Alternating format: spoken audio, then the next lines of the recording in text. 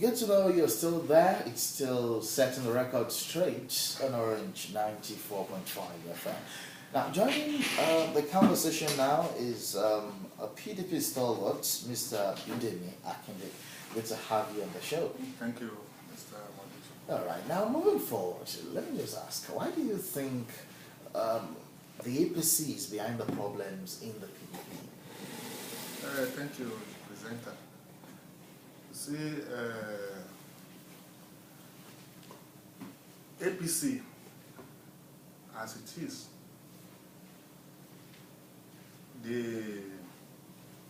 they want to create confusion. Is that what you think, or you go facts to back up that claim? Oh, there are facts. There are facts. And let us into these facts. You see, this plan, the APC plan to destabilize Ondo State, has been on since. Has been on, at least since the beginning of this year. You know, when they have failed to deliver on the promises they made, because they always said within 6 months, within 6 months, within 6 months, we'll do this, we'll do that, we'll crash the price of petrol, we'll crash this, we'll crash that. And since they have failed, then they now shifted to Ondo State. You know, if you recollect, Ondo State is it's an oil producing state. The only oil producing state in the southwest. They believe that this is they want to conquer this state. They want to conquer it by hook and by crook means. If you look at it, they have been spreading a lot of rumors. Spreading a lot of propaganda, though APC is noted for propaganda. But you know, APC has its own problems. Do you think they still have the time to face your own party? Yes. How? You know, they believe that PDP, or it's a fact that PDP is the party to beat in the state.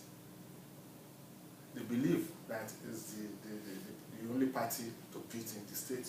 Then,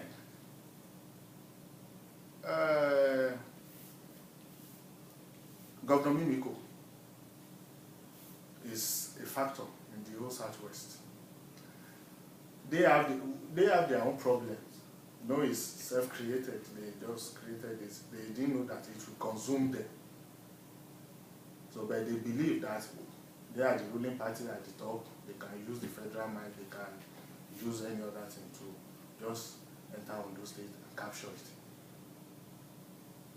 Do you understand? I understand. They believe that their own problem is just an internal something which they can manage. So what you're saying in the long run is that APC created the problems in the PDP? Yes.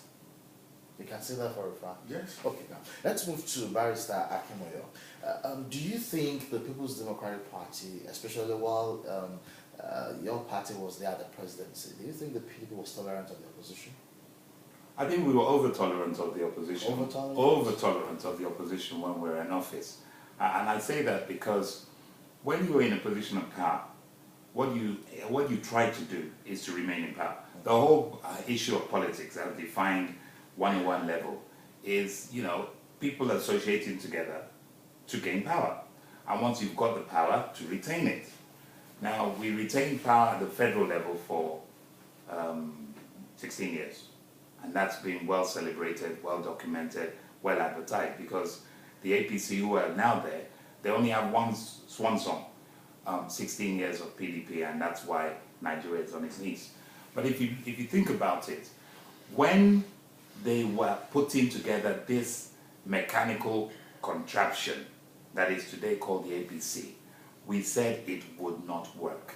It wouldn't work because there's no commonality of the parties that will come together. CPC, ABC, ACN, Fenzik, all kinds of and manner of mushroom parties were coming together to create what they called a mega party. We, strategic thinkers within our party, told the higher echelons of the PDP then that it was a bad idea to allow this mega party to come in, because they're just going to create a monster. And what we've created today is a monster who have failed to perform, have failed to deliver, have failed on their own promises. We just recently heard now that fuel is going to hit 150 naira per litre plus. At the NNPC depots, they've already increased What do you it to think the 145. mega party was needed at that time? A party that can challenge the PDP? Well, the Nigerian people believed that it was needed, and that's why they followed it. You But are they didn't- Nigerian. Do you the think Nigerian it was people, needed? the Nigerian people followed it. Do you think it was needed? I like competition, and the competition should have struck us into another gear. So competition is not unhealthy, but the problem is this new party that came on board cannot rule, hasn't got a clue or an idea on how to rule, and cannot fulfill or sustain or deliver on their promises. And unfortunately, they're going to be there for 4 years. So Nigerians are stuck. Nigerians are already fed up. But the time will come when they will make different choices and decisions. And what is most criminal about the APC today, and you take Ondo State as a case study, is that rather than continue on their own track of bringing another 81 promises of what their candidate will do or may not do in the next 4 years, they're going around fermenting trouble in other people's camps. It's clear and glaring. That's an assumption. That's what you think. Look, we are the ones who are taking in the injections on a daily basis. And we can stomach it. We can handle it. Because we have a product. Have you at any time traced it to the APC? Of course we have. How? Look, we know who Sheriff is. We know who Jimo is. And we know who Poroye is. If Sheriff is These actually planted by the All Progressives Congress, why then did you allow him to be your chairman? Let me give you, well, that one is history. And Sheriff became the chairman of the party from APC, coming back to PDP. But in spite of that, we're a democratic party. And we said to the Southeast, the Northeast zone, we said it is your opportunity and term. Bring forth your own leader who will finish the term. That was the agreement. And there was nothing wrong about that. But that person, after completing his term, then came with another brief, which isn't an internal brief, it's an external brief. That one's been confirmed, and the courts will in due course confirm it. But more importantly to me, if I was actually the candidate, the authentic candidate for an election that is going to take place in the next 20 days or so, I would be eager to have confirmation of my candidature. What the Jimo camp are saying is, no, we don't need this accelerated hearing. No, we don't need finality brought to this matter of who is or who isn't the candidate. No, we don't need to go out and campaign. No, we're not interested in telling the people what we want to do. And that is PDP? Of course it's not. That is anti-party. It is against the interest of the party to win this election. And it's clear and glaring in the small print that they're working for somebody else. It is also clear that Poroye is working for the opposition. Because if a panel is constituted and the first thing you do is lay claims against the hierarchy of your party that you claim to be. He didn't accuse anybody else but the leader of the PDP. He claims to be the chairman of the party. Let's even give him that. Okay, you're the chairman. But you are accusing the leader of your same party that he was bribing the judges. That's anti-party. It's not interest of your party. So you are reading somebody where all of us in church are singing hymn 572 and he is singing Psalm 106. There's something wrong. There is something potentially wrong. That's why we say they have a hand in other people's pies. And it's not just us. The same man who contested under the APC platform to be their governorship candidate and cried wolf about all his delegates being diverted, or there was delegates list, they were disenfranchised and so on and so forth. and he came third in the race. That's on Shola Oke. He left the APC, went to another party that was dead and buried, but he has somehow brought it back to life. I don't know how he managed to do that, but they're going around parading that he's the best thing since sliced bread under the platform of the AD. And guess what he's saying now? Two serious allegations. Number one, that the APC-led federal government has released 10 billion to a particular ministry. And out of that 10 million, 7 billion is to come back to finance the APC elections in Ondo State. Not our allegation in PDP. This is AD talking to APC because they used to be together. Let's not forget it. It was only a month ago. They were in the same camp. So that was what they were planning to do, thinking he was going to win the mandate. He didn't win it. He's now spilling the beans. That's point number one. Point number two, he's also crying wolf that there is a cabal in the APC-led federal government that is trying to prevent him from contesting this election. Why is he saying that? What if that is just meant to whip sentiment? It may well be. But let us also understand that there is no smoke without fire. There's no rumor, doesn't have an element of truth. And let's also remember that this is an insider. He's not an outsider. Okay, he's an insider to the gimmicks and the tricks of the APC. It's only that it didn't go his way. And now he's spilling the beans. So we need to be very, very careful about all the things that APC are doing. And it's for our listeners at home to understand that this is a free and fair contest, which good luck when he handed over.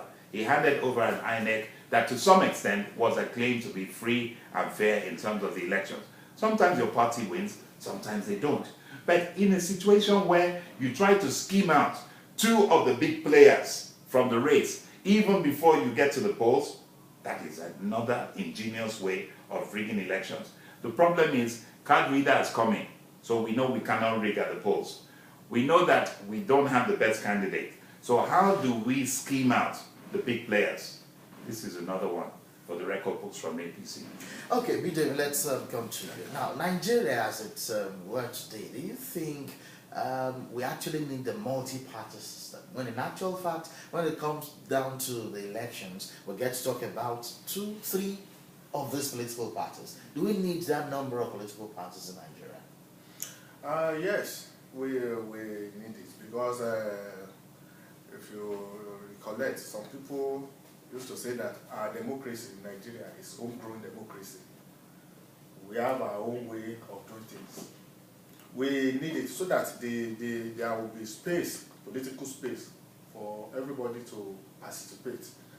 Like now, we have over 25 candidates in this election. So it gives room for at least competition all around. So I support that idea. We should have many parties. Okay. Garo, you are one of the loyalists of Italo Jagede, and I know that you can actually speak for this group of supporters. Despite all of the legal tosses, what has been your sustaining power? Our sustaining power is, I would say, threefold.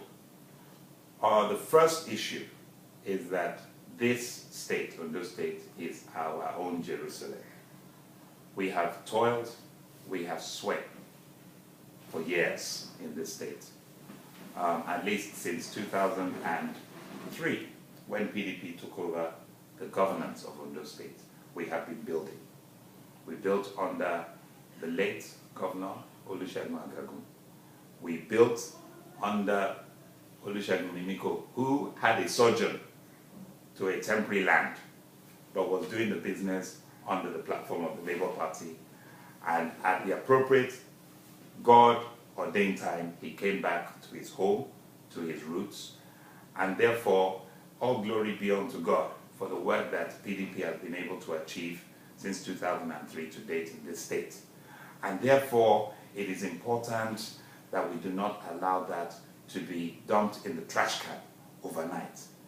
I give a simile, an example. A number of illustrious sons and daughters of this nation were called in 2014 to look at the problems